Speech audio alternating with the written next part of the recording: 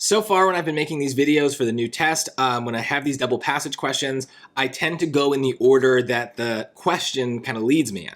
So this question is saying, how would the author of passage 2, text 2, most likely respond to the claims of text 1?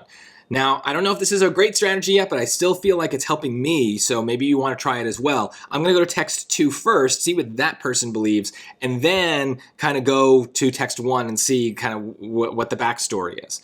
So text 2.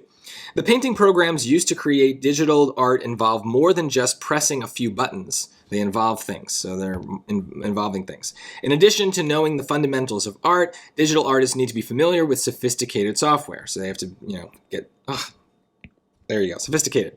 Many artists will start by drawing an image on paper before transforming the piece to a digital format, where they can apply a variety of colors and techniques that would otherwise require many different traditional tools. So I guess my summary is this is involved, is an involved process. Digital is involved. It's sophisticated, it's complicated, and but traditional still used somehow. So let's see, I don't know. Let's just see what passage 1 says. Digital art, the use of digital technology to create or display images, isn't really art at all. Isn't art at all. It doesn't require as much skill as creating physical art. So here we can see it. Painting with a tablet and stylus is much easier than using paint and a brush. The technology is doing most of the work. So just to be clear, they're saying it's easy. He's saying it's evolved, sophisticated, right? It's difficult. So they definitely disagree. This one says easy. This one says difficult, or at least, you need some sort of skill. So let's take a look if anything matches that.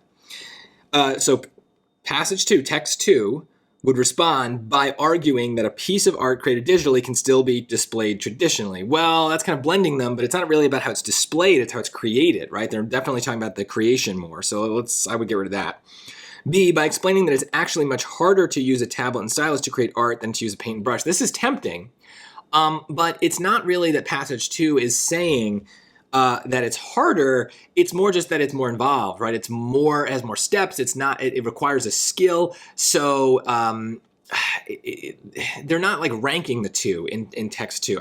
You might leave that in, but I think we're going to find a better answer somewhere else. So let's keep going. C, by insisting that digital art requires artistic abilities and skill, even if it employs less traditional tools, right? So that's a lot safer. So I think that's going to be the answer. Let's look at D. By admitting that most digital artists don't think fundamental drawing skills are important, well, it's definitely not about the artists, really. It's about the art itself. And that word most, we see that a lot in answer choices. It's definitely a scary word. So that would be something I need to check. And we don't really know what most digital artists think at all, right? We maybe get a kind of rough sense of what some of them think or what some of them are doing, but to say that more than half of all digital artists think a certain thing, that's a very big claim that needs evidence, and we definitely do not have that. So if I were just between B and C here, just to kind of really drive the point home, C is a much safer choice, a much weaker choice, and that's good. We like things that don't go too far. So insisting that it requires skill and ability, right, that's a nice, easy claim, right? Does it involve a lot of skill? Maybe. Does it involve more skill than the traditional art? Maybe. But choice C doesn't have to go that far, right? It just kind of stops short at being like, digital art requires skill. Think what you want about whether it's more or less skill than traditional art, right? The choice C is not taking an opinion on that. Choice B is, right?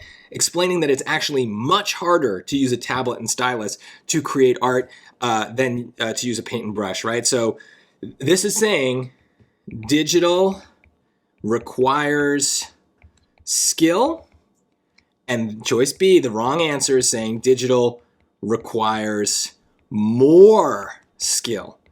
Right, I'm summarizing, but you can see now when we do that, how that one little concept, the idea of something being more or greater or bigger, and that kind of gets to what was wrong with choice D, that can make all the difference in a choice. So you have to be able to notice that difference between choices that are otherwise going to be very, very similar, because I do think B is tempting, but this is how the SAT gets us sometimes. So we always need to read all the choices, and if you are stuck between two, try to think about which one is stronger, more extreme, taking a bigger stand. Those things are usually wrong. We want choices that are actually weaker, and that goes against our instincts, but it's very important for doing well in this test.